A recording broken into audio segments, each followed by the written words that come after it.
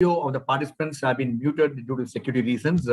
Appreciate your understanding and inconvenient cost you in this integrated batch. I'm indeed privileged to be part of this momentous event organized in memory of Mr. Narayanan, former chairman and managing director of POND'S, and getting involved in organizing itself is so inspiring for me, and I'm really eagerly looking forward, as much as like you, to listen to our distinguished guest of honor and chief guest this evening.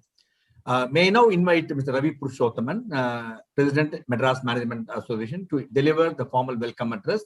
And Ravi is the President of Danfoss Industries Limited and alumni of College of Engineering, Guindy, and IIM Ahmedabad, and also Singularity University of California. Mr. Ravi, please deliver your formal welcome address. Mr. Ravi. Thank you, Group Captain. Am I audible? Yes, please. Yes, sir. Good evening, ladies and gentlemen. It's indeed a privilege and honor for MMA to host the first V. Narayanan POND'S Endowment Memorial Lecture by POND'S Veterans. Before my formal welcome address, I would like to commence this evening by offering a visual tribute on behalf of the members of Management Association and POND'S Veterans to late Mr. V. Narayanan, who has been an inspiration to many, like all of us gathered here today. AV, please.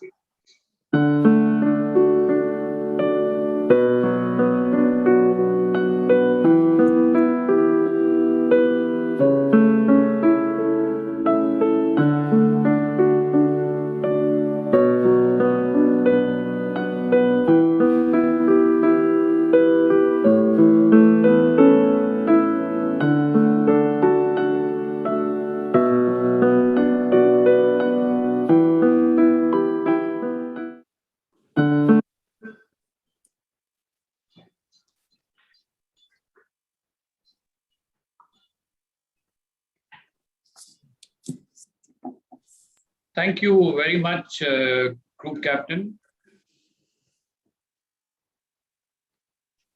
There is a saying in Tirukkural, Sol Vallan, Sor Vilan, Anjan, Avanai, Igal Vellal, Yarkum Aridu.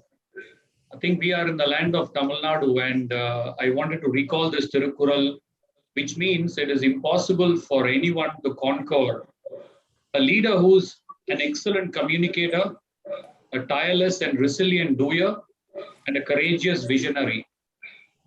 In fact, these words came to my mind when I got to know more and more about Mr. late Narayanan, who's fondly remembered by all of us being a great visionary, business leader par excellence, and most importantly, a highly compassionate and a thoughtful human being from our own state of Tamil Nadu.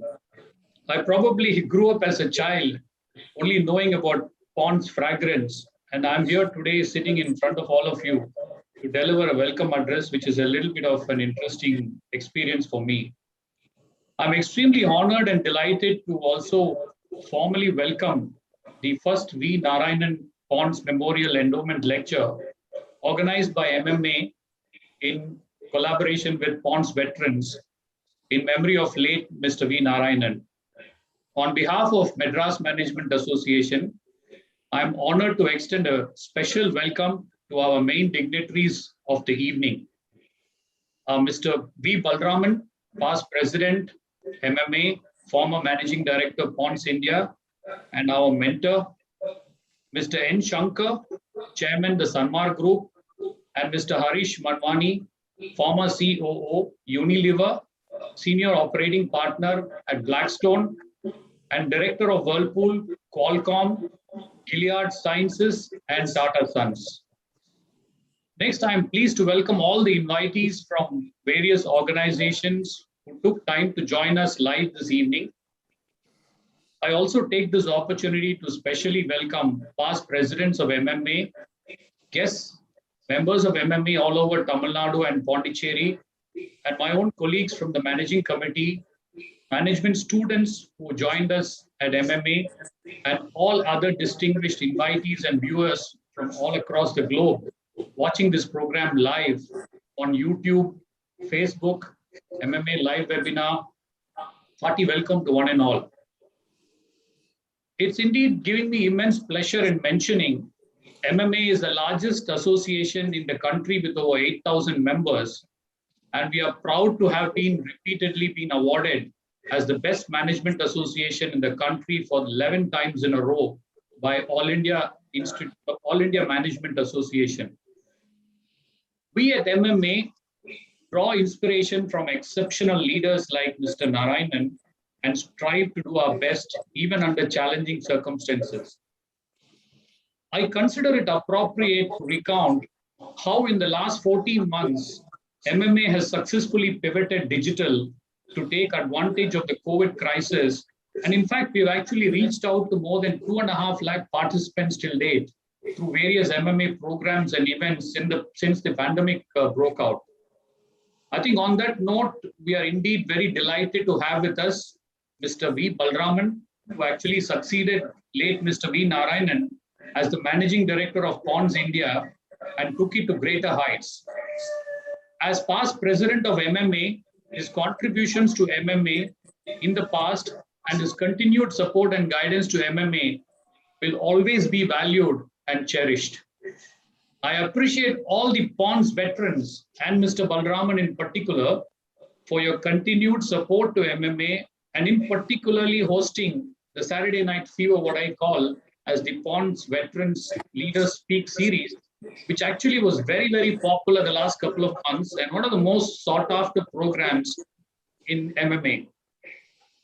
We at MMA extend our profound gratitude and thanks to Mr. Balraman for so thoughtfully leading this monumental effort of putting together with the POND'S veterans in organizing this first memorial lecture in honor of late Mr. Narayanan, which could henceforth be an annual feature much eagerly awaited in the MMA's calendar as well. Late Mr. Narayanan was an inspiring visionary who significantly contributed to the growth of manufacturing in India, particularly Tamil Nadu, and was an extraordinary leader who inspired, encouraged, and motivated even ordinary people to achieve extraordinary things. MMA has tried to capture the various snippets from his life in our business mandate special features. Mr. Narayanan's absence would certainly be felt, but his legacy will stay on. This first V. Narayanan POND'S Endowment Memorial Lecture is just the beginning of MMA and POND'S veterans' efforts to keep his memory and wisdom alive. I welcome you all again this evening on this wonderful milestone and hope you all have a great evening. Thank you very much. Thank you, Mr. Ravi. May I now invite Mr. Balraman to brief on the background to the memorial lecture.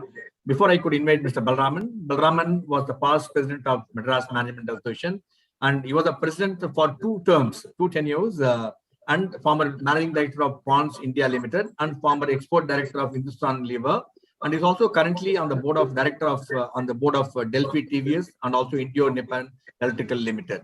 And Mr. Balraman is an MBA from IIM Ahmedabad, and he is our mentor, as Mr. President mentioned, and guided MMA through a number of unique initiatives, including POND'S Veteran Leaders Speak Series and Women Business Council mentoring. So he's been constantly edging us to bring the best out of us. And thank you, Mr. Balraman. Ladies and gentlemen, now I present to you Mr. Balraman to share the background to the memorial lecture. Mr. Balraman. Thank you, Ravi. Thank you, Group Captain. Why a memorial lecture series in the name of Mr. V. Narayanan? And why have we formed an endowment fund? Mr. Narayanan was an unusual business leader. And he had an extraordinarily effective way of inspiring people, motivating people, and getting much more out of them than any conventional management driven by objectives and evaluation of annual goals would do. Mr. Narayanan simply trusted his people. He had enormous trust in everyone he recruited and worked with. He just shared his expectation, and his expectation was quite firm, and his expectation was quite high. And but he had total confidence in his people that they will deliver, and that his confidence also was evident to everybody who worked with him, and they just could not uh, let him down. So this is what made people work very, very hard to meet and exceed Mr. Narayanan's expectations of them. This, in a way, is been named the theory of expectancy and researched and so on.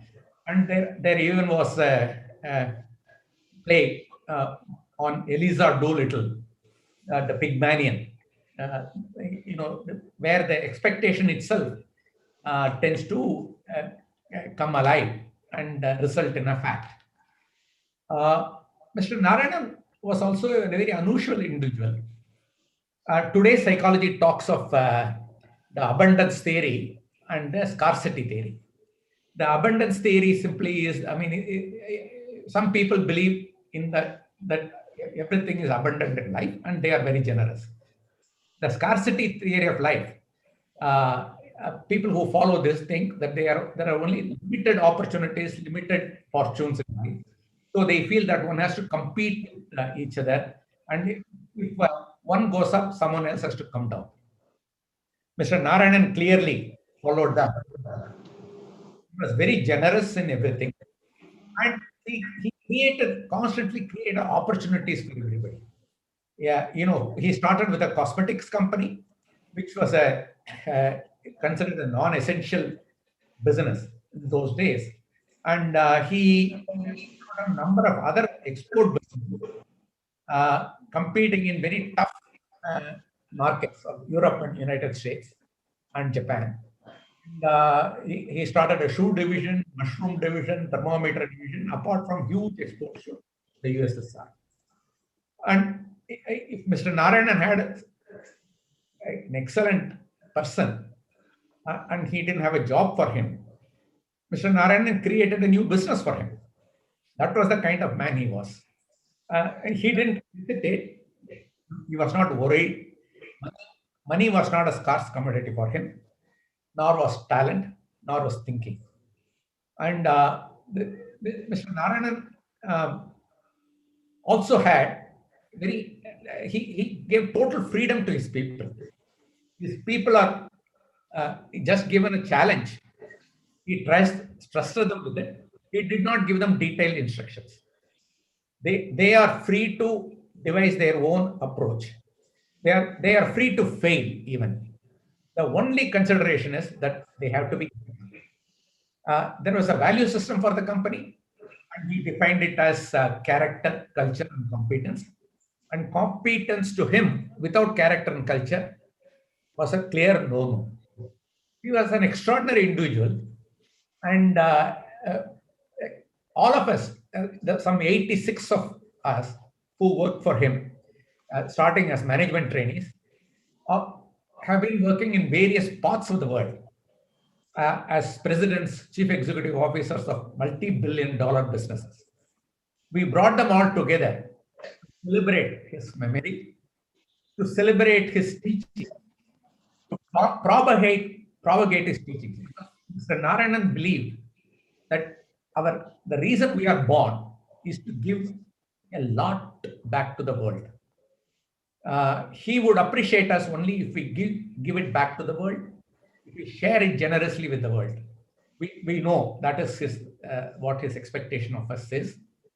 And each one of us has come here together to share this extraordinary learning. Because in today's Western style of management, people are disposable.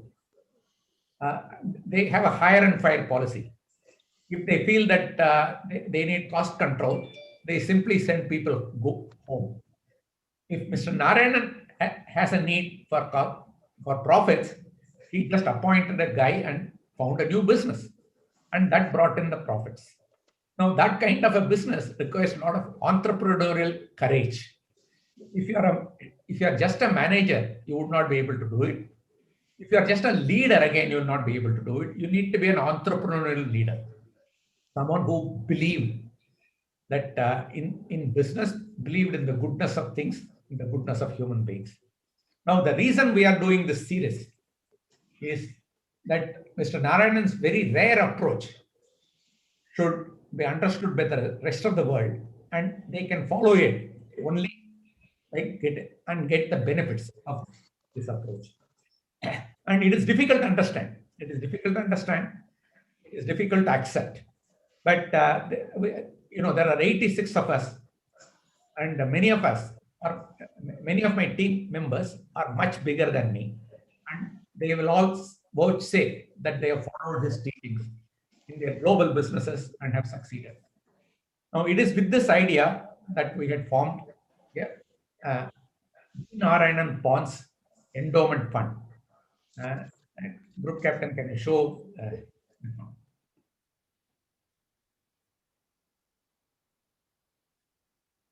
Now, this endowment fund has been formed by a number of people, and this is my opportunity to thank them now at this point of time. And more are coming all the way. And some of them are not even from POND'S, they are from outside POND'S. But they hear what we talk about, Mr. Narayanan, and they are motivated to contribute to this cause. So we have formed this endowment fund, and MMA will manage it. And this year, the first V. Narayanan Memorial Lecture. What will we do with this fund? We'll do two things.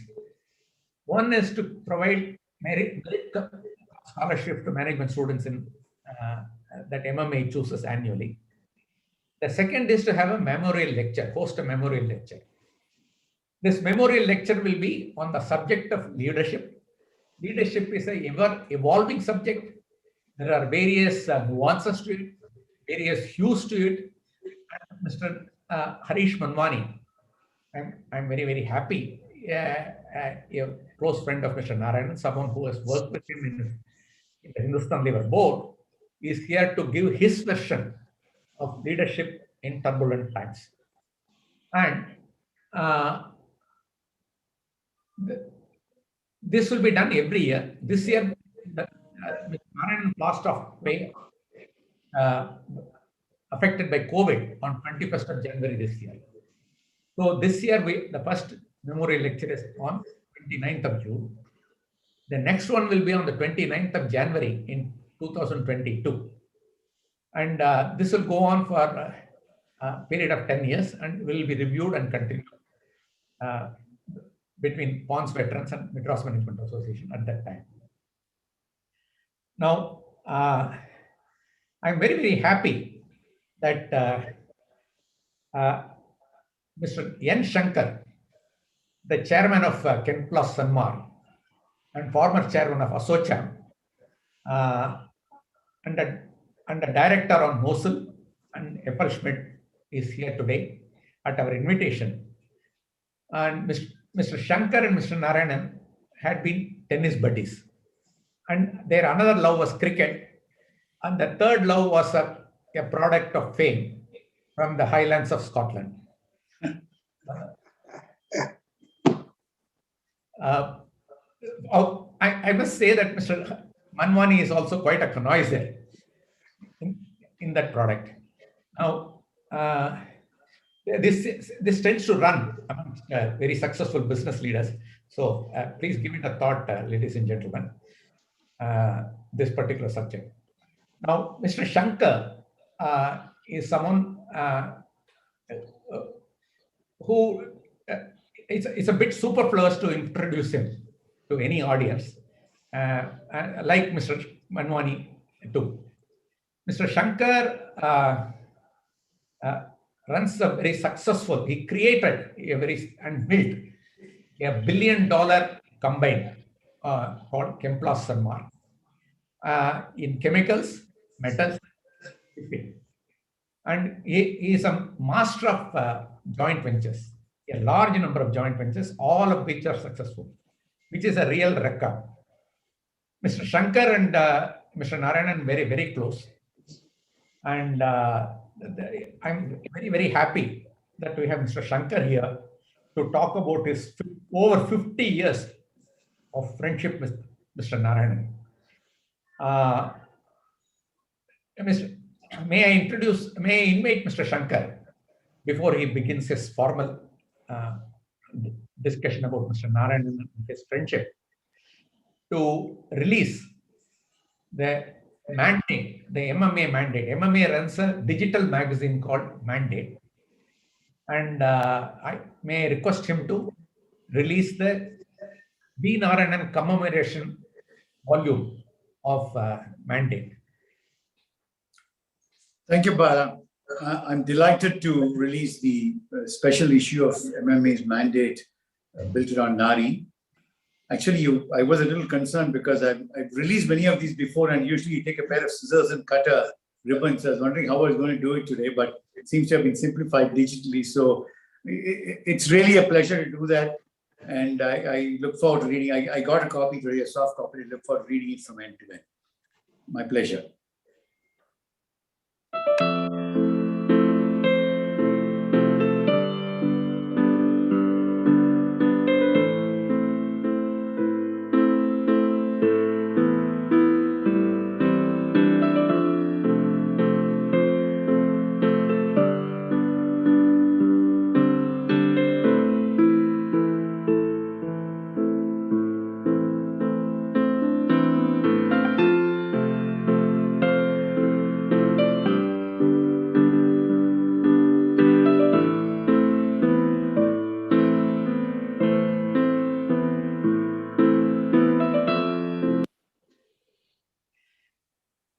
May I request Mr. Sankar to also release a video of eulogies of Mr. Narayanan.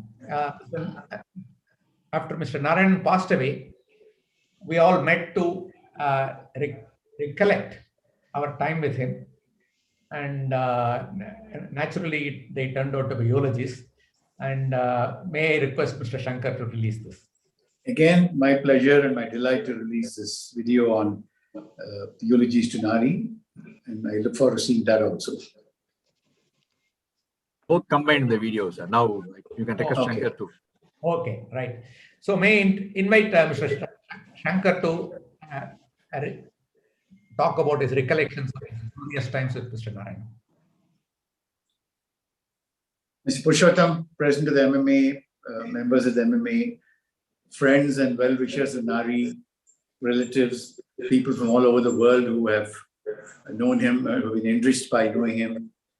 I'm delighted there's the opportunity given to me by the MMA to participate in this function in memory of my late good friend, V. Narayan. I'm afraid I will not refer to him as Mr. Narayan because I've never done it all these years. It's always been Nari and Shankar each other for 50 years. So please forgive me if I keep saying Nari. It is not meant to be impolite, but that's how I knew him. I look forward, as I'm sure all of you do, to the first V. Narayan Memorial Lecture to be delivered by Harish Manwani. But it's a privilege for me to be able to first share some thoughts with you about my relationship with Nari, which, as you heard, extended for more than 50 years. Now, obviously, 50 years is a very long time, and I have a tremendous amount of recollections of Nari. And I thought about how best to present it, because I shouldn't end up in a long-winded, meandering set of sentimental maudlin recollections.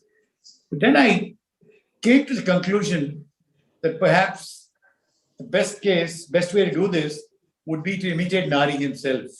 And in this case, imitation would not be flattery, but the best way of showing my admiration for a great personality. Now, those of you who knew Nari over the years knew that he was very collected in his thoughts and his talks.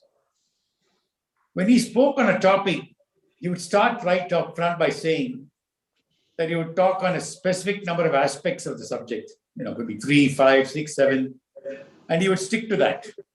So I'm going to try to do that today. I will speak about Nari from 5 different viewpoints.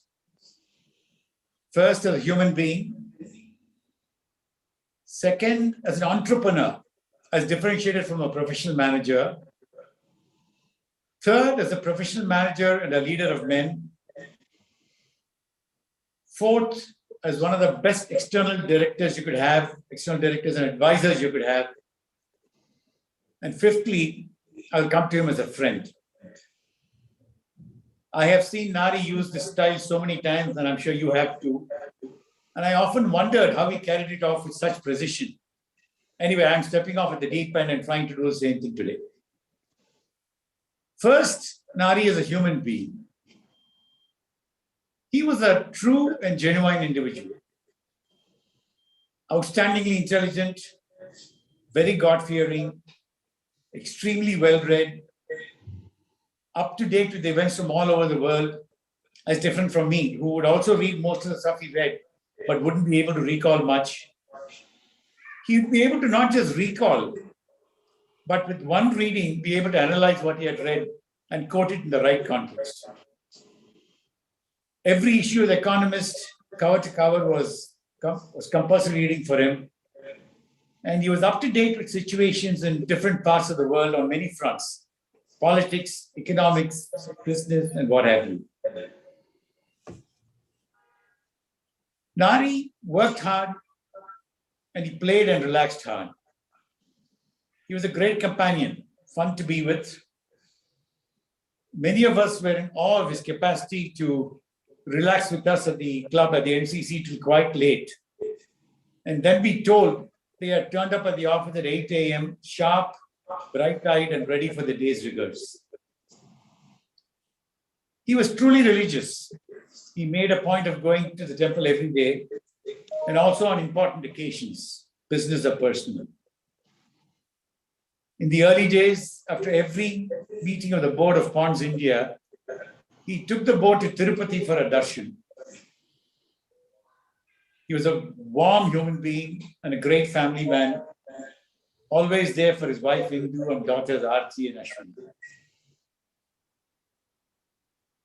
Nari's generosity to his friends and his willingness to help them whenever they asked him for help, or even quite often when they didn't, was something that stood out. And when he helped you, he would do it in such a way that you would feel he was not doing anything special.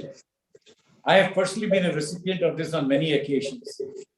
And I particularly appreciated the days when he came back from his foreign trips carrying some new tennis rackets from Prince, which was an associate of Ponds. For many years, Nari traveled extensively abroad on work, particularly during the Ponds India days. But that was a period when his daughters were growing up and Indu could not accompany him. And we often pulled his leg on that he was not taking it out on all these travels. But Nari more than made up for it in later years. He and Indu would take every year regularly extended vacations to some exotic part of the world, or even take a cruise. And they made a point of this. And in fact, at that stage of life, we were envying him. In addition, of course, he would spend religiously 3 to 4 weeks every summer at Kodaikanal, which he enjoyed tremendously. In many ways, Nari was truly a complete man, both professionally and personally.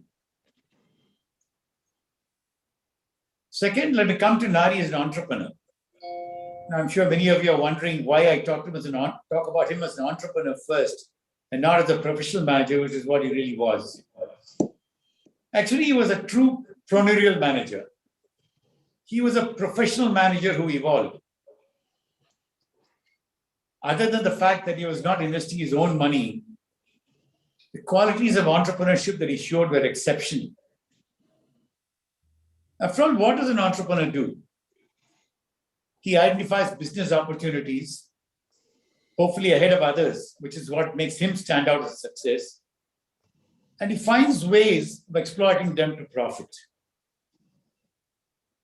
Nari did exactly that, except that he did not do it for himself, but for the company that he was managing, Ponds India Limited, and its stakeholders.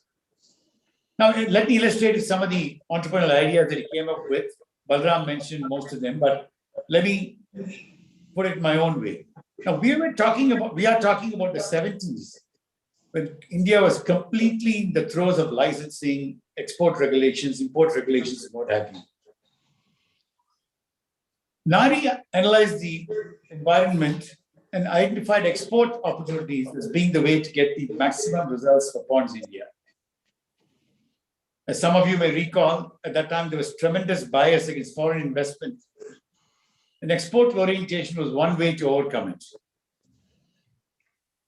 Among this, Nari identified exports to Russia as a great opportunity. Now, Russia had piled up a huge amount of rupee funds through supply of various items, arms, heavy engineering items, and so on to India against for rupees. And they found it difficult to use these rupees. And in a stroke of genius, Nari identified this as a great opportunity. Use Russia's rupee hoard and swap it for world-class goods from India. Now, many others followed his lead later, but he was among the first to do that.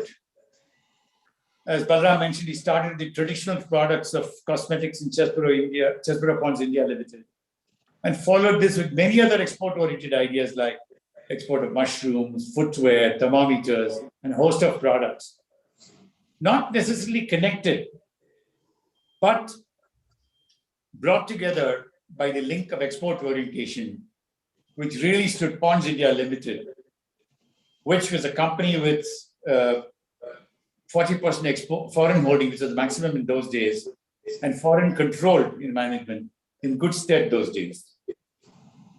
Incidentally, this identification of opportunities, which could be exploited within the myriad laws and legislation that India had at that time, whether it was the Industrial Development Regulation Act or the Foreign Collaboration Regulation Act. This is what more businessmen tried to do at that time. But not many succeeded like Nari did. And more important, he did it while staying well and truly within the laws of the land. That was critical to him. His ethics and morals was something that he would not compromise. The results, of course, were there for all to see. The Ponds India share was a blue chip in those days. If it had continued as an independent company and not merged into Unilever, I think it would have continued to be one of the top blue chips on the Indian stock market. Now, the third aspect of the Nari story, and I took entrepreneurship earlier, but obviously Nari was first and foremost a professional manager, and more importantly, a leader. He was hired by Chesborough Ponds to set up a ponds company in India when they decided to manufacture here. He was given a free hand to set it up in terms of location, policies, products, and the like. He picked Madras and built up a fantastic team. And you see examples of it all around you even on the conference today. And this was primarily due to the state-of-the-art, unusual and state-of-the-art policies that he adopted for HR and recruitment. Just a few examples. He would hire only MBAs from the top schools. And as Balram mentioned, at a very early stage in their career, give them enormous responsibility. The effect this had on developing these people as managers had to be seen. So many of them, what should I call them? Ponds graduates or Ponds alumni, or as you people have done today, Ponds veterans, over the years went on to occupy top positions in a variety of different industries: finance, software, manufacturing, energy, and so on. One of the techniques he used was to pick a young MBA, a trainee as very early in his career, with just a couple of years experience, and give him a project. Now, this project could be anything. It could be identifying a new product for an export-oriented unit. It could be launching a new cosmetic product. It could be organizing a sales conference for Ponds people from all over the country, or setting up a new project from the ground up with all that it involved. What Nari would do is give the individually picked complete authority to decide things without interference, checking only with him personally if required. The response from the individuals to whom so much responsibility is entrusted was unbelievable. They would blossom and do what is best for the company. There was no micromanagement. Nari would not micromanage. He would leave it to them. And I think the results showed the quality of general management that POND'S India developed. Now, I must confess that all this is not first-hand. What I've heard is second-hand. And of course, Nari never spoke about his achievements and his policies. These I've heard from other people who work for him. I never had the good fortune to work for POND'S, so I came very close. I must recall this one. One evening, Nari had a visitor from Australia. I think at that time, POND'S India responded to Australia for some part of their business. And there was this high-ranking executive from Australia, and Nari had a dinner for him at the Madras Club. And I got to talking with him. And the next morning, Nari called me pretty early and said, Sankar, would you like a job with POND'S India? I was quite surprised. I said, why? He mentioned the name of this guy. I don't recall it. He said, he was very particular to join us and he wanted me to talk to you right now and today. I said, tell him I appreciate the offer, but unfortunately, I'm not in a position to accept, though I would like to. Nari, as an individual, had the advantage of being very flexible and quick to make decisions. I learned a lot from him. Let me give you a simple example, a simple lesson. As I said, we used to play tennis a lot together, and we used to plan to meet at NCC at 4 o'clock in the evenings.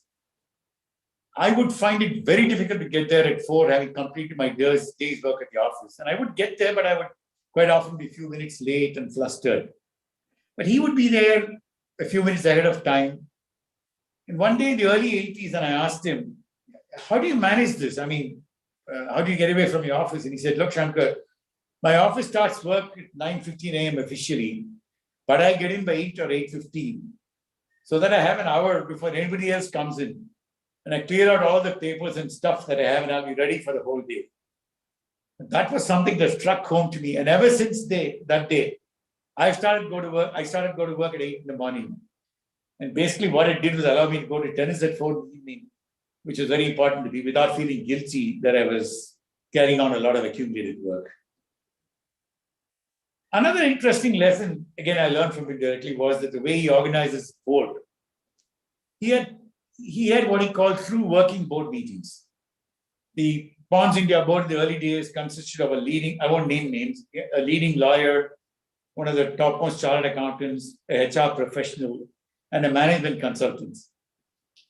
And Nari told me that this was almost like free consultancy he got from all these very senior people.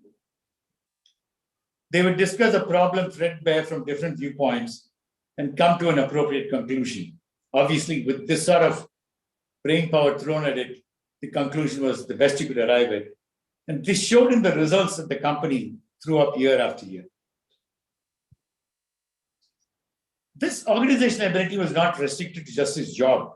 In fact, in today's forum, it may be interesting for me to mention that something that relates Nari and MMA. I was president of MMA in 1982, and we decided to hold a national management convention, which later became an annual feature of the MMA's calendar. Now, this one that we talked about in 82 was the first, although there had been a one-off earlier when JRD gave a talk. But this time we hope to set a trend that would continue. And if I say so myself, pat myself in the back, I had the smart idea of making Nari the chairman of the conference. And what a great job he did. He mandated so many small things that went to make the conference tremendously successful. For example, as many of you know, a lot of time at these conferences is spent introducing speakers and giving them a word of thanks and distributing mementos. The first thing that Nari did was stop all that. He said there would be a write-up on the speaker placed on every chair. Those days, there was no digital screen to throw it up on. And people could read it if they wanted. But none of the conference's valuable time would be spent on that or other ceremonial aspects. It was all business. Similarly, questions and answers. You're all familiar with the phenomenon where you have individuals attending these conferences who spend more time asking questions than the speaker has spoken for. Now, Nari avoided this by having a panel of experts to whom all the questions had to be sent in writing. And they would pick a certain number of the most interesting questions and pass it on to the speaker for his response. I mean, these are all small innovations. but the precision with which the conference was conducted was appreciated by everyone. I mean, I think this is a trend that that has continued, as we saw even today. And it's, I mean, these are ideas that he thought of himself and come up with. Another example on this conference was the choice of subjects for the talks. Nari picked another good friend of ours, whom I'm sure many of you know, Dr. S.L. Rao, Surendra Rao, to be in charge of the program for the conference. And Surendra came up with some great choices. For example, one such was a lecture on biotechnology by a university professor from Madurai. Now, you must remember this was 1982, when biotechnology was still something futuristic. The amount of interest that this soft-spoken professor generated with this talk was unbelievable. I remember him telling me a few minutes later that he had calls from industrial houses from all over the country, wondering whether he would consult with them. And there were many other topics on the slate of that convention, program of that convention, state of the art and the way to the future, like, you know, energy, non-conventional energy, many other things. Quite understandably, Nari had almost a cult following among different classes of people. His employees, of course, to whom N, as they refer to him, was God or Guru, as Balram was thrown the question, was he God or Guru or both? Even today, you can see the respect and reverence that the POND'S people of that period have for him. Now, you must remember that POND'S India was an independent entity that existed just from probably the late 60s or early 70s to the mid 80s. And all this developed in that period. The other cults following he had was among the public shareholders of POND'S India. The AGMs in those days were something else. I used to attend just a few of them to listen to him and to see the way he conducted them. And the reverence and the esteem the shareholders had for him had to be seen to be believed. His address would often be marked by loud cheers and applause, and no wonder, considering the amount of wealth creation he had generated for the stakeholders. I often wonder where POND'S India Limited would have been had it continued as an independent entity, but that was not to be. In fact, as luck would have it, I was the one who broke the news to Nari sometime in 1986 about Chesborough Ponds being acquired by Unilever in a takeover. I was in the US and I saw it on the television in the flash news. I called him in India. I woke him up in the middle of the night and gave him the news. I don't know about him, but as far as I was concerned, it was not good news because I'd have loved to see how Ponds grew for another 10, 20 years under Nari's guidance. When Levers acquired Ponds, they integrated its operations with Hindustan Lever. And I guess the operation headquarters moved to Bombay.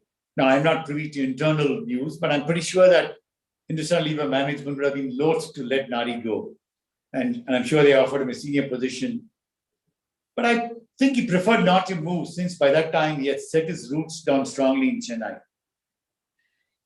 For many years, he continued as one of the directors of the Hindustan Lever board and had very esteemed colleagues in that. And the natural metamorphosis was that Nari became a much sought after external director on the boards of some of the biggest and best companies of India, which is the fourth aspect I referred to. His facet as an external director and advisor. Now, the companies he served on the board of included companies like, Bata India, Glaxo, Lafarge, Sundaram Fasteners, and many other blue chips of the Indian stock market. I was lucky that my company, Chemplas, was the first one he joined as external director way back in 1980. He did it on my request as a friend after getting approval from Ponds in the US. And he stayed associated with us right till the end. In fact, when we subsequently formed the Sanmar Group Advisory Board, he moved to that from Chemplast. And ours was also the last board with which he was associated. In fact, our group's association with Nari spanned more than 40 years, right from 1980, and continued till 2021 when he passed away. Nari was right through the chairman of our audit committee. Now, when he told me earlier that he had got a lot of work out of the external board in Ponds, I took a cue and got a lot of work out of him. The effort that he put in as chairman of the audit committee was unbelievable. He would read the papers end to end. Now, ours is a fairly diversified group in different fields like chemical, engineering, electronics, shipping, specialties, and so many others. He would read the papers from end to end. He would pick up very important points, and he would keep the business managers handling these different businesses hopping, ready to answer the searching questions. His appreciation of what were the critical issues for the different businesses was amazing. The difficulty for our managers, of course, was that when he made a point, he would unfortunately remember it the next time and come back and ask what the follow-up had been. And I'm sure those of you who worked with him knew this is how he worked.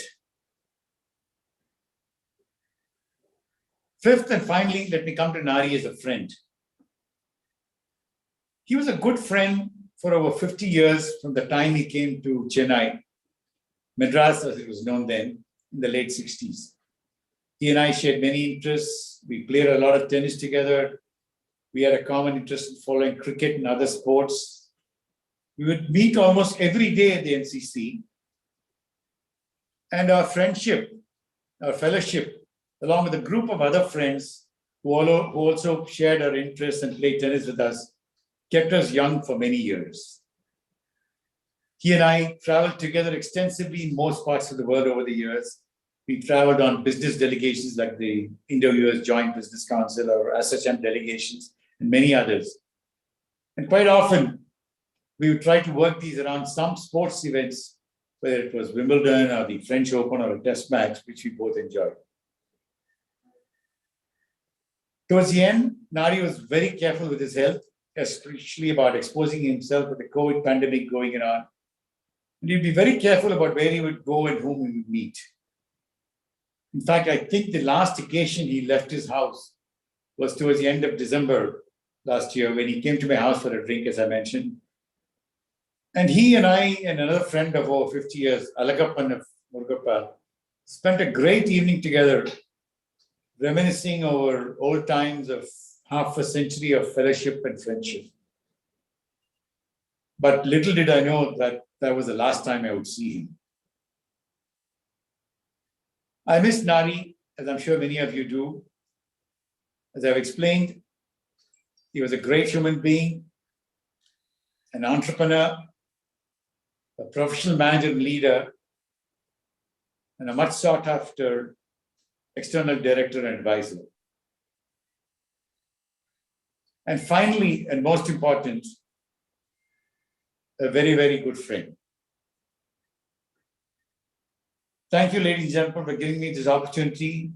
My best wishes to the POND'S Veterans and the MMA for organizing this fantastic event. And I'm sure all of you join me in remembering Nari as he was, a complete and great man. Thank you. Thank you, Sankar. That was a very, very comprehensive description of Nari to everyone. You asked what were we known as. Raghu of TTK Prestige once met me at an evening in Savera swimming pool. And when I said I work for Ponds, he asked me, "Are you one of Nari's biscuits?" So we are known as Nari's biscuits. And Shankar, very many years ago, in the year, I think 93 and 94, you and Mallika invited me to your office at Chemplast, and you asked me to become the president of Madras Management Association and revive it. And I want you to now look at it and see whether I have done what you asked me to, Certainly. whether I'm carrying on or not. Absolutely. So Group Captain Vijay Kumar, yeah, it is Sankar who is behind my working for MMA. Thank you, Sankar, for that brilliant expose. Thank you. Thank you. Thank you, Bala. Now, that brings us to the next speaker, illustrious speaker, Mr. Harish Manwani. Mr. Harish Manwani had Mr. Narayanan as an independent director in the board of Hindustan Lever, of which he chaired for several years.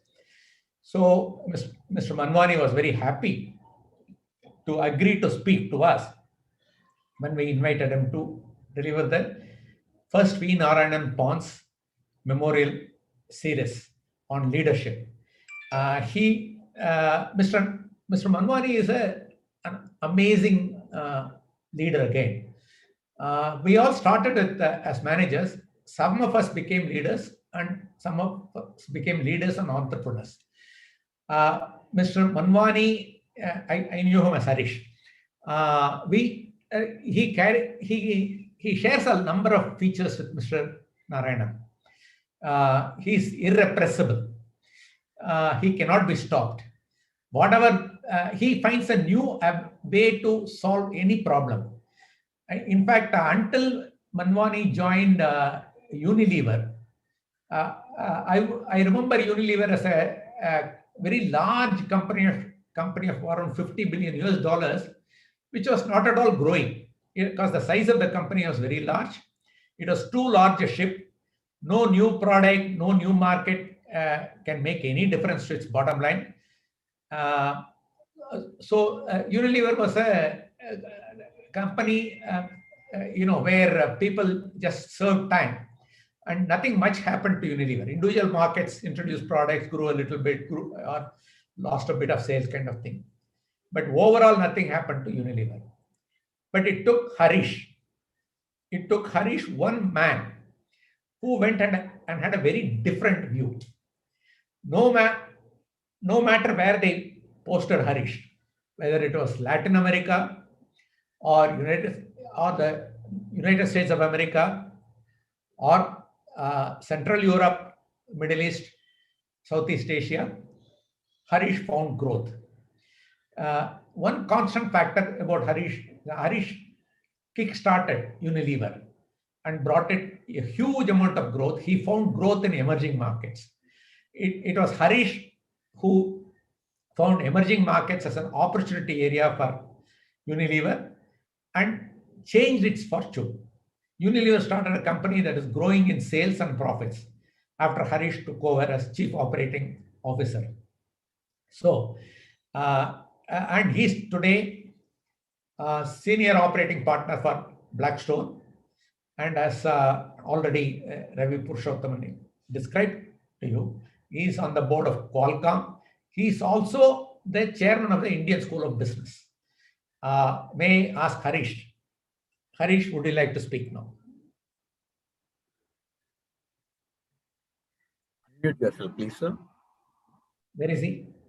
Harish, you have to unmute. Okay, can you hear me? Yes, sir. Okay, well, thank you, Balu, for that introduction. But more importantly, it was such a pleasure listening to Mr. Sankar talk about Nari. It is my pleasure and privilege to be really delivering this first V. Narayanan Endowment Memorial Lecture. And what an honor it is to talk about a revered colleague. We were colleagues on the board of Hindustan Lever for many, many years. And importantly, for a lot of us of that generation, he was a role model. I can only sum him up in one way and in one phrase. He was what I call a typical officer and gentleman. That's what Nari was, an officer and a gentleman. And to my mind, they don't make them like that anymore. And the other thing that I always, whenever I think of Nari, I think of the kind of followership that a leader has. That decides the kind of leader you are. And it is great to see this illustrious alumni of POND'S. I saw a lot of the mugshots of the who's who of Indian industry. And they're all people who started with Nari and a part of his, as Balu described, the NWKs, Nari's Biscuits. So it's a great pleasure for me to be really here on this momentous occasion. Balu and others from MMA told me to talk on leadership in turbulent times. And I thought the best way to do it is to really do it in two parts. let me first talk about the context, because that's important. The context of the world we live in, the context of the world in which we do business.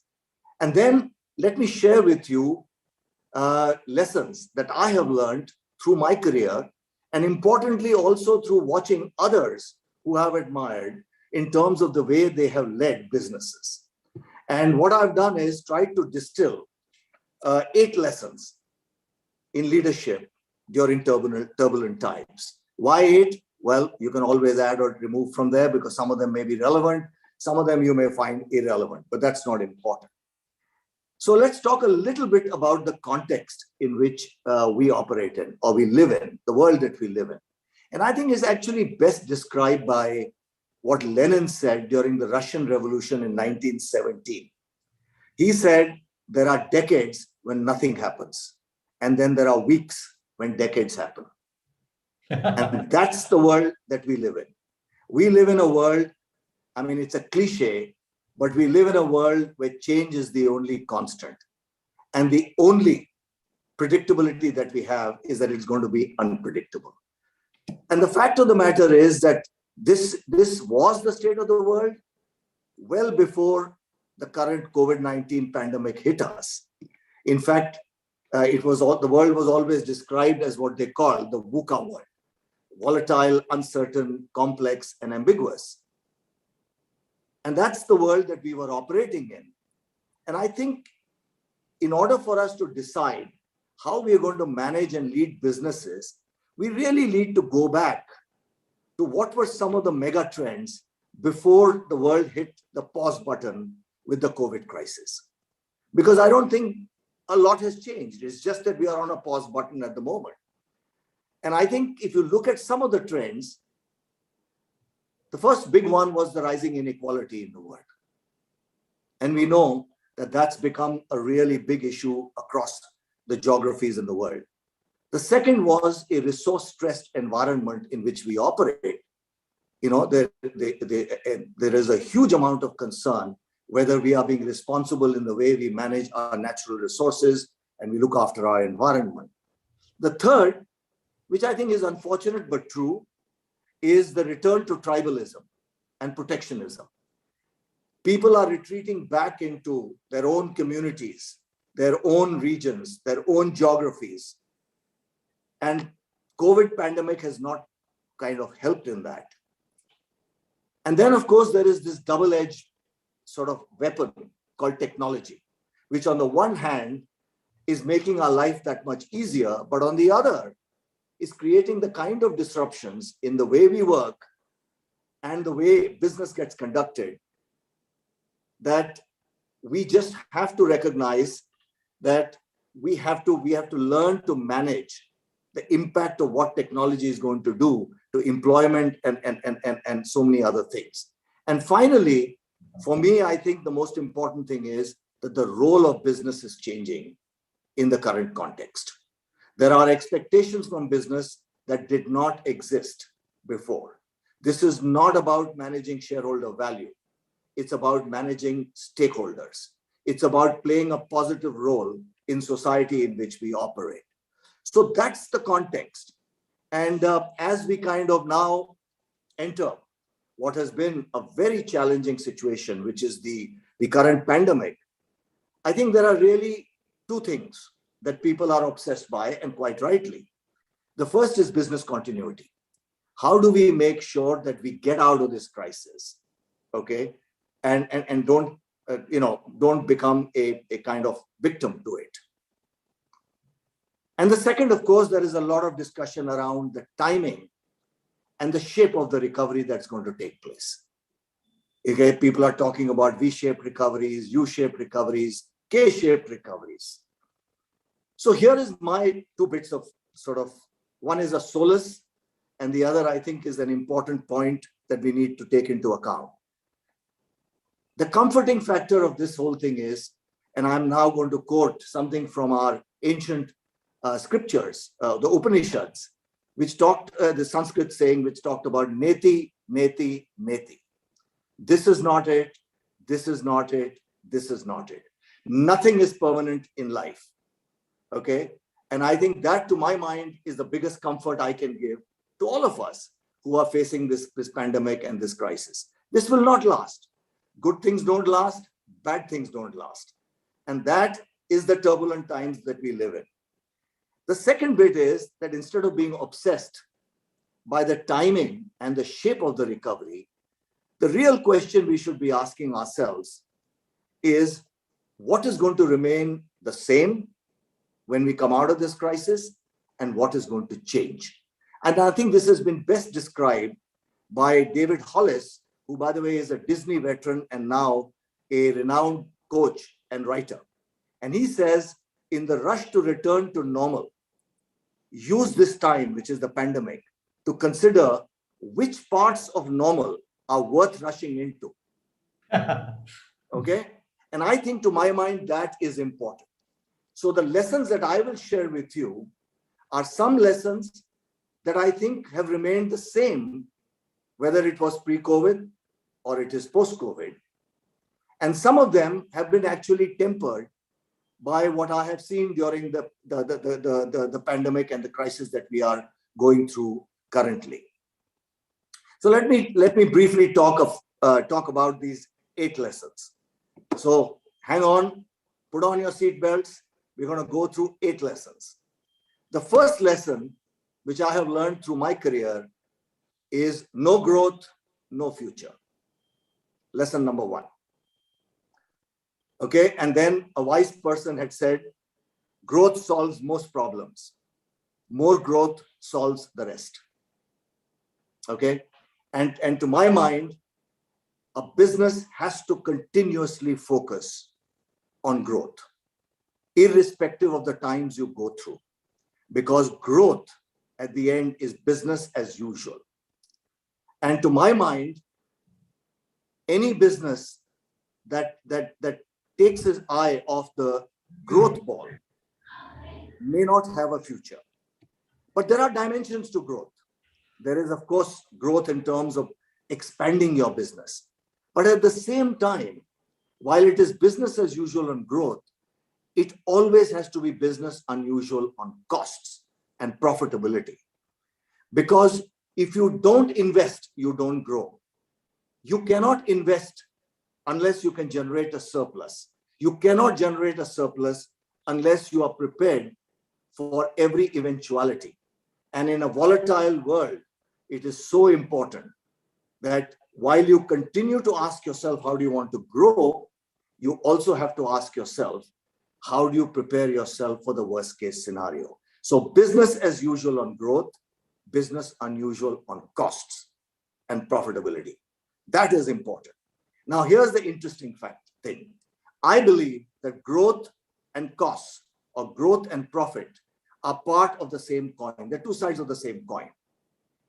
And both require one very important ingredient, and that is innovation. That, people often think of innovation as producing some really jazzed up, sexy products and services. But Clayton Christensen, who's the guru of innovation and teaches at the Harvard Business School, actually gave perhaps what I think is the best definition of innovation.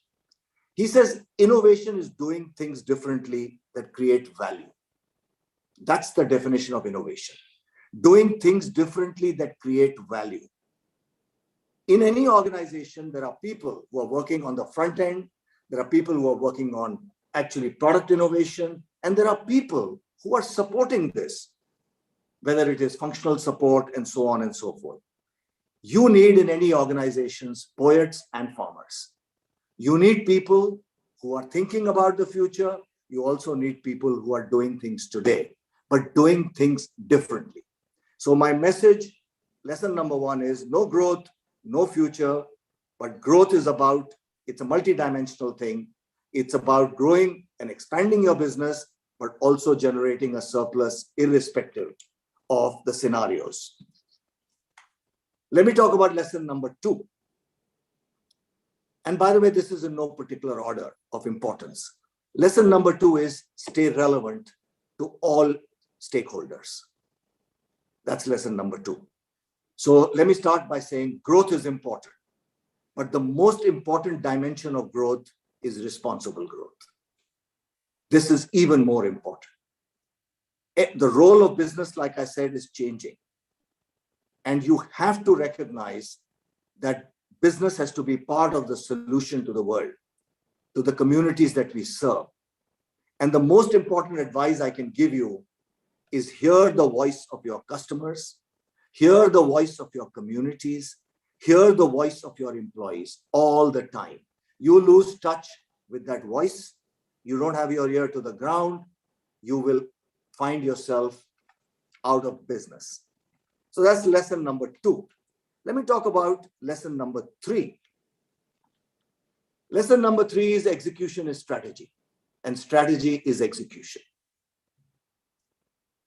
People often treat execution as a side act and treat strategy as a more important aspect of business. I'm sorry. If you don't know how to do a strategy, ask a consultant, they'll help you. The critical thing is not strategy. Ultimately, strategy is a very simple thing. Strategy is about making choices. That's all strategy is. You can put it into 100 pages or a presentation, or you can simply ask yourself, what are the choices that a business is making? But the critical aspect is execution. And here I'm reminded of a wonderful Hindi saying, which says, karne se hota hai.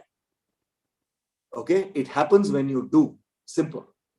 Nothing happens if you don't do. I know it's a tautology, but karne se hota hai. If you do, it happens.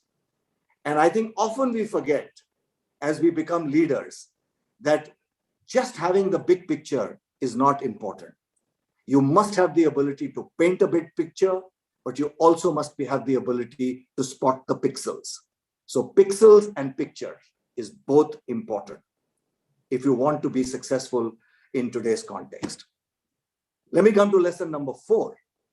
And I know this will be a little controversial. I think the medium term is dead. This is now all about the short term, which is managing the here and now, and it is about managing the long term, which is to create a destination for yourself, a sense of purpose in terms of where you want to go. Why is short and long term important and not medium term? In a world that is so turbulent and so uncertain, managing the here and now, what I call business continuity, is mission critical. But at the same time, when you're in choppy waters and you're going through a huge amount of turbulence, you have to navigate this. Don't forget and don't lose sight of your destination, because then you could land up in the place you don't want to land up. So the here and now is important. The long-term destination is important. And the rest you have to manage dynamically. This idea of managing for the medium term, frankly, yes, you can put together plans of 3-year plans and all that. As long as you are rolling them every quarter, every year, you're probably is not going to be very much use beyond the pieces of paper that you've written it on. That brings me to the 5th lesson. And this, to my mind, is really important. Every company is now a technology company. You are either a creator of technology, an enabler of technology, or a user of technology. Every company. There are no exceptions. And the sooner we understand that, the better it is. Tesla is not a car. No. It's software on wheels. That's what Tesla is. But Tesla is not the only example in the world. If you look at even more conventional businesses, you have to recognize that unless you use digitization and technology, you will never be able to make the right kind of decisions. Data is the most important thing that a business has. And it is really critical that every business embraces technology, either, like I said, as an enabler or even as a creator or user of technology. And that brings me to lesson number 6. So hang in, we are getting there. Lesson number 6 is the importance of what I call a horizontal culture in an organization. And what do I mean by that? I'm reminded of Mark Twain, who once said, "Don't let school get in the way of education." And if I can paraphrase that, don't let organization structures get in the way of growth. I think we make ourselves too complex as organizations. Horizontal culture or horizontal organizations are all about organizing for outcomes and organizing for agility. Okay? This idea of hierarchical organizations is, I think, so outdated. You do not need interfaces in organization. You do not need coordinators. Coordinators are required when you are trying to broker peace between verticals and silos. You do not need silos. And here I'm reminded of one of my dear colleagues who unfortunately passed away, Mr. A.C. Chakravarti. Mr. A.C. Chakravarti used to be the general factory manager of Garden Reach factory many, many years ago, where Garden Reach was one of our, not one, the most important factory that we had. And I used to be a branch manager in Calcutta. And we were having a drink once, and Mr. Chakravarti was a tough taskmaster. Somehow, sort of decided that evening that he needs to teach me a lesson or two, and says, "Harish, I think you're going to go far in this organization, and I want to just tell you one thing. The most important thing most important people in the organization are only two sets of people. One who makes soap and the others who sell soap. Everyone else is an overhead or an indirect." Now, that was A.C. Das' simple way of giving what I think is a very complex but a very right message. Organizations basically need to ask themselves, where do we deploy our people?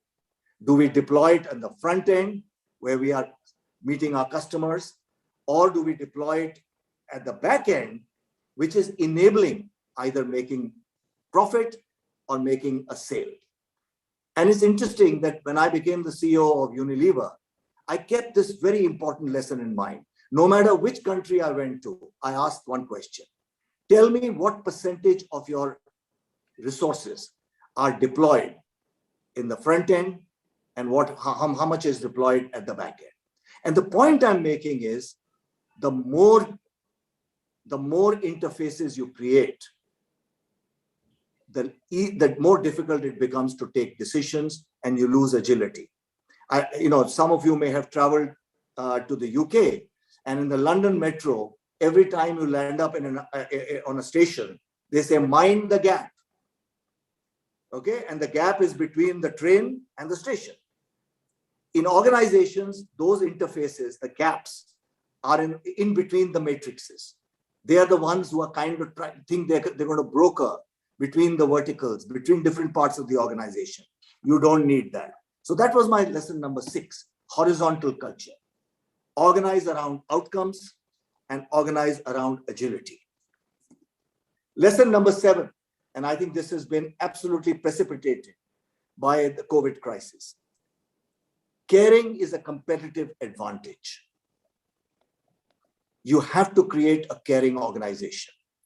And that I have 2 dimensions of caring. The first dimension is that you have to build people. You have to constantly renew their license to operate, or to put it simply in organizational terms, you have to make sure that you are always upskilling and creating the right capabilities in the organization. That's important. Why is that important? I can tell you, I was brought up in Hindustan Lever as a marketeer. Hindustan Lever is pretty well known for its marketing. But I have no license to operate as a marketeer today, because where people buy, what people watch is all changed. Unless I am tech savvy, unless I know how influencers work, how social media works, I can't be successful. So, it's like saying, if you train a pilot to be a 737 pilot, they can fly Dreamliners. No, they can't. You have to constantly upgrade. So this idea of continuous learning and upgrading is so important. That's called caring for people, building people. And the second bit is care for your people in a crisis. A lot of companies distinguished themselves during the COVID crisis by ensuring that they kept their employees above all else. And to my mind, you don't get a second chance to make the first impression. Okay? You don't get the second chance. This crisis is an opportunity to demonstrate to your people that you truly care. So for me, lesson number 7 is caring is a competitive advantage. And finally, let me come to what I think is probably for all of you listening around, an important aspect, which is leadership. And my eighth point lesson is leadership matters. And much has been written about leadership. What is the role of leaders? What is the role of a CEO? What's the role of a unit head? What do you do? And I really put it down to 2 things. The role of a leader is to give energy to the organization. And number 2 is to manage the corporate reputation. That's the role of a leader. Okay?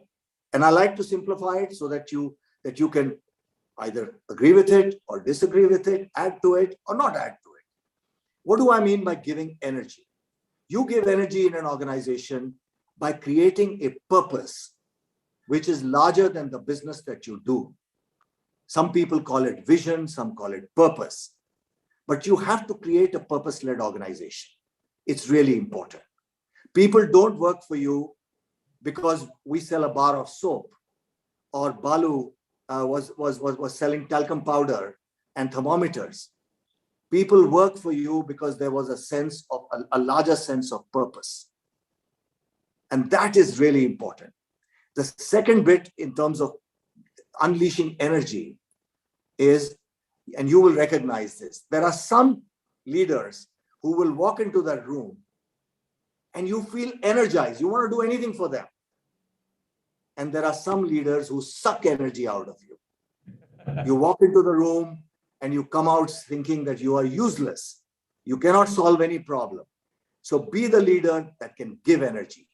Be purpose-led, create a larger purpose for the business. And number 2, when you're interacting with your team, give energy. Don't take away energy. And the second bit, which I think is very, very important, particularly in today's connected world, is manage your corporate reputation. It is so important to set some non-negotiables. All of us think our job is to tell people what to do. I believe a lot of my job in senior positions was to tell people what not to do. Non-negotiables. There are things you have to walk away from. And it is really important that as you go higher and higher in the organization, you recognize that being purpose-led and values-driven is an absolutely critical part of leadership. In today's context, reputations take years and decades to build. People still talk fondly about POND'S, but it took years of leadership, like people like Nari, etc., who worked on it, and Balu and others. But with a click of a mouse, your reputation can be destroyed if you do something that doesn't agree with the society in which you operate. So those were my 8 lessons to you.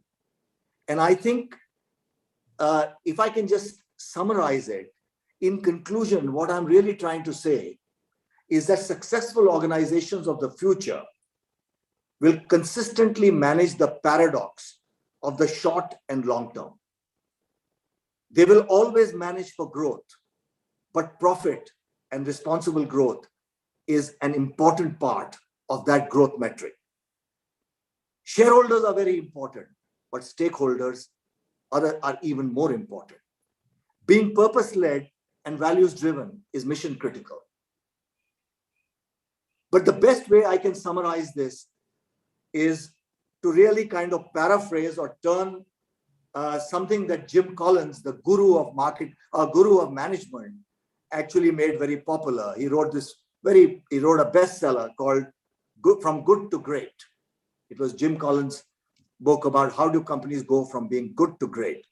With all due apologies to Jim Collins, I would say the companies of the future will go from being great to good, not good to great. Companies of the future will produce great financial results and great performance, but they will also be good companies, good for the societies that they serve. And that brings me finally to Nari. Nari actually epitomizes exactly that. Here is a leader that produced great business results, but above all, he was a good human being. And that's what I mean. If you want to be a great leader, be an officer and a gentleman. Thank you very much.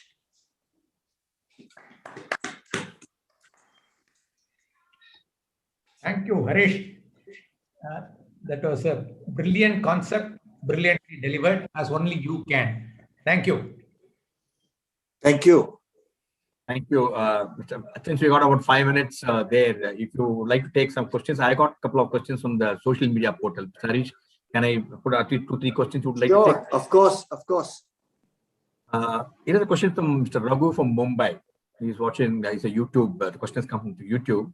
What he wants to know, in your opinion, what leaders in general have learned in the last 15 months during the pandemic? One important lesson what many leaders have learned. I think that was the whole idea of this talk. I think if you ask me, the two things is caring is a competitive advantage. Okay, I think that is so important, which we've learned. And number two, what really matters at the end of the day is to manage the paradox or what I call the and agenda. You have to manage the short term and you need to constantly ask yourself how you're going to manage the long term. Manage the crisis, the pandemic, but at the same time, make sure you're thinking beyond the pandemic. And this ability of an organization to be schizophrenic, to look today and to look tomorrow, is important. So I would pick these two as critical. Thank you. Here's a question from Mr. Babu, is from Bangalore. What he wants to know is leadership during turbulent time is different than the leadership during the normal time? How a leader should realign himself, if required, during the turbulent times when he is faced with so much of tough situations? So, like I said in the beginning, life was always turbulent. I mean, you know, I use that cliche, the only constant is change and the only consistency is inconsistency. The rate of change is so high, and it was happening pre-COVID, it's going to happen post-COVID. And therefore, businesses have to learn to be more agile. Businesses have to learn to change, like I said, to sort of turn around on a dime, to be able to really manage their businesses more dynamically.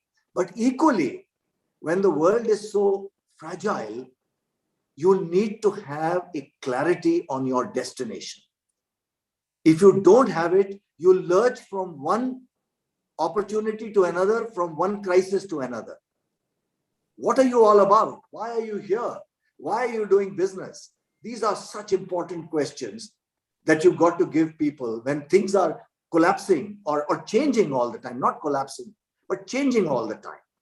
So I would say that is probably one of the most important things that you have to keep in mind. Here's a question from Mr. Francis from Chennai. He says, how would you advocate for diversity, equity, and inclusion with colleagues who don't understand this importance many a times?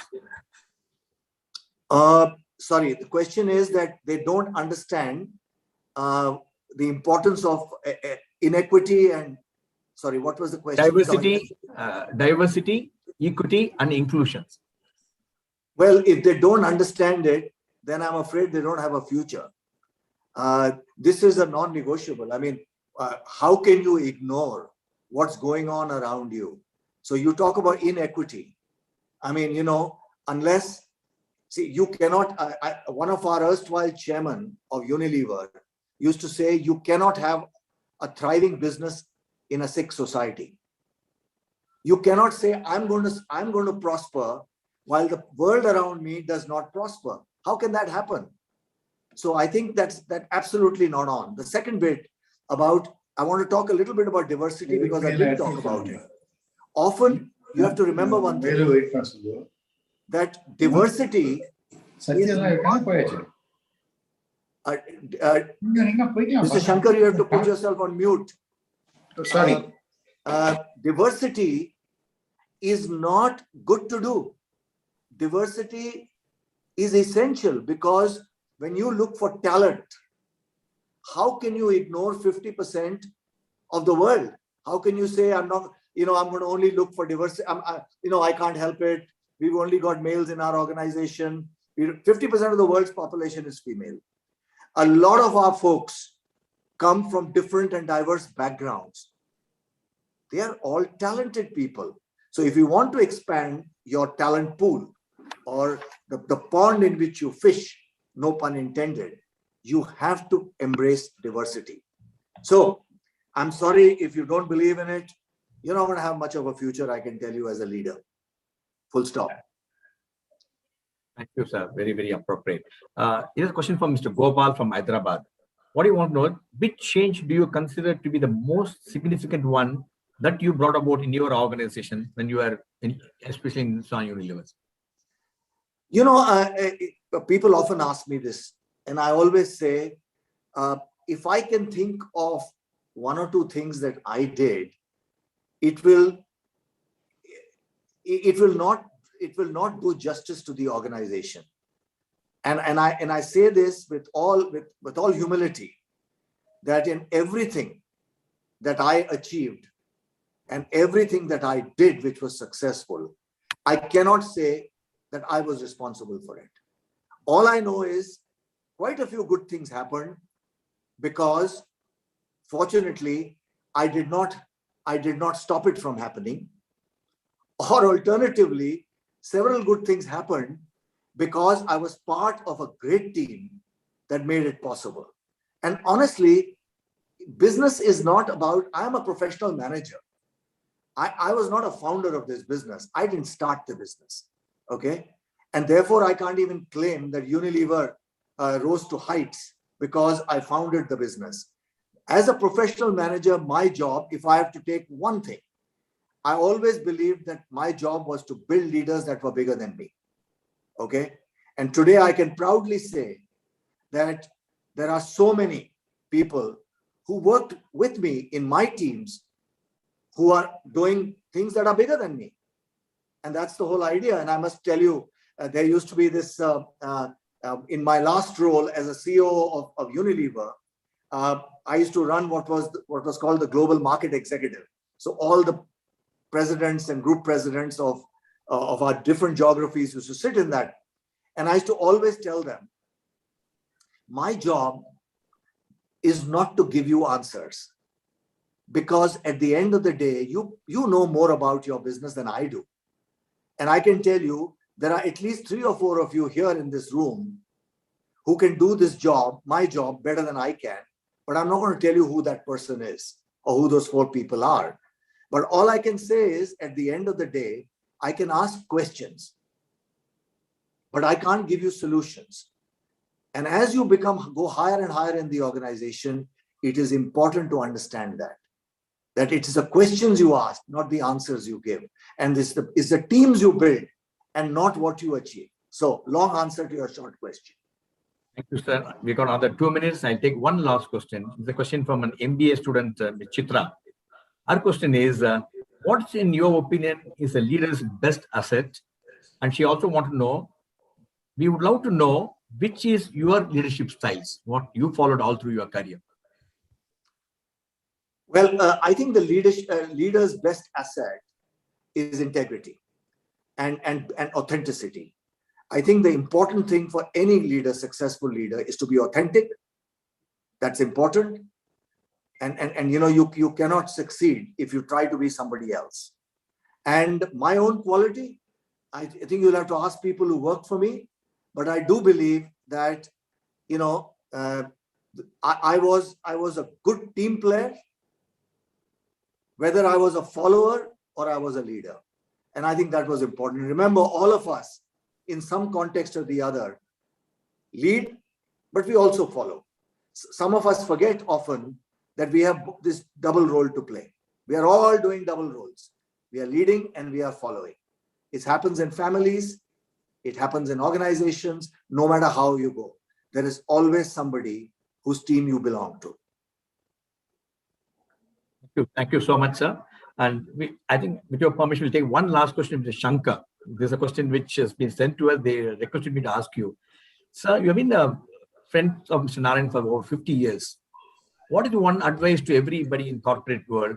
How to maintain a good friendship in spite of what position you are and what relationship you have? One advice to the corporate leaders, how the friendship matters so important and how to maintain that. How to make friends. There's only one way. And I think you heard Mr. Sankar talk about it. You have to be authentic. You have to learn to separate what you do. Don't take what you do seriously. Okay? Don't take yourself seriously. Take what you do seriously. And don't ever forget your old friends. They are the ones who will stay with you right through. I can tell you, I'm so privileged, particularly during this time of COVID, that I have sort of re-established some of my really old friendships. And it's such a pleasure to know who your real friends are. At the end of the day, we are here, we'll perform a role in terms of business. Take your business seriously, but cherish the friends that you have built over the years and be authentic, be yourself. Don't be a boss all the time. Being a boss is not what you were made for. Be humble. And I could not have described Nari any better. Officer and gentleman. That's what we must be. Thank you, Mr. Harish. And Shankar would like to add. No, I think he's put it right. Be genuine, as I said. Nari's one thing was he was transparent. What you saw was what you got. He didn't put on airs. He didn't try to cloak himself in an air of seniority and stuff. What you saw was what he got, and he was very genuine and transparent. And he remained like that right through. This group that we have at MCC, we have people from different walks of life, but that never affects us in the evening when we are together. I mean, we have people who are, Nari is at the top, people do different things, but we're all human beings ultimately, and he epitomized that quality, a true and transparent human being. Thank you, Mr. Shankar. Thank you, Mr. Harish Manwani. Now it's my proud privilege to deliver the formal vote of thanks this evening. And let me begin with Mr. Harish Manwani, former CEO of Unilever. Sir, thank you so much for joining us this evening and your inspiring address. And everybody will remember, I think more than 2,200 people are watching this program live from various social media portals. And your 8 commandments, what you said is very, very valuable to each one of them and so invigorating. And I'm quite sure everybody is going to follow, emulate you. And thank you so much, sir, for setting the content in future, setting the standard for all the memorial lectures to come in future. Now coming to Ms. Shankar. Shankar is our past president, very closely connected to MMA, great supporter of MMA, and for sharing the recollections of last 50 years. And I can tell you, each one is a master class in terms of relationship. And also thank you for so kindly obliging us to release the special features published by MMA Mandate. There is an interview with Mr. Balraman, and also the recollections of all the 8 people whom we showed on the picture who shared their relationship with Mr. Nari, Mr. Narayanan. And I can tell you each one is a master class. And we already shared with you, it's already there in your inbox. Yeah. Read them. They are very, very good. And I can assure you, you really, really will get very inspired. And Mr. Balraman, sir, indeed grateful to you for choosing MMA to host this memorial lecture in memory of Mr. Narayanan. I'm sure this lecture will be the most sought after event in the calendar of MMA events in future. And also, I would like to thank Ms. Indra Narayanan and the family of Mr. Narayanan, Ashwini Narayanan. I'm quite sure you would have joined and watched this program live. Thank you, and your presence added tremendous value to the memorial lecture. Indeed, we are really obliged. And POND'S Veterans for the generous contribution to the Endowment Lecture Fund, and also the scholarship V. Narayanan POND'S Memorial Endowment Fund. We're not only doing this endowment lecture, they're also contributing towards the scholarship we'll be giving and recognizing the first in the order of merit woman student in MBA every year in one of our major events. And I also like to personally thank Mr. Pandit, Mr. Kannan, and Candy Anand for the input from time to time in the conduct of the memorial lecture, which really enabled us to perform and put up a grand show this evening. And President of MMA and the Managing Committee of MMA for the wholehearted support in putting together a great event this evening, and my team from MMA, and in particular, Mr. Tayyub and Chooks for putting some great videos, and also designing an excellent layout for the article, which has been released today, which you will be reading it soon. And as I mentioned, thanks to all the participants who joined us in this program. As Mr. Balraman mentioned, the first time we touched the 500 mark of our Zoom, and that's a great number. And all the viewers watching the program, YouTube, Facebook, Twitter, LinkedIn. So indeed, they were obliged that you could join us this evening, and listen to one of the finest lectures they have brought to you through Narayanan Memorial Endowment Lecture. And also, finally, I would like to thank also all other people who have joined from various corporate organizations. And thanks so much. Finally, stay safe, stay healthy, and keep watching MMA events. All that what you want to know what is happening in MMA, log on to the website, everything is available there, and keep connected to MMA. We'll be delighted to have your connection all through. Good luck, stay safe, stay healthy, and bye-bye till we meet again. Next memorial lecture will be there in January, as Mr. Balraman said. Keep yourself safe, not taking a jab, take both the jab, which is very, very essential to you. Thank you so much. Bye-bye. Thank you. Thank you. Thank you. MMA. Thank you. Bye.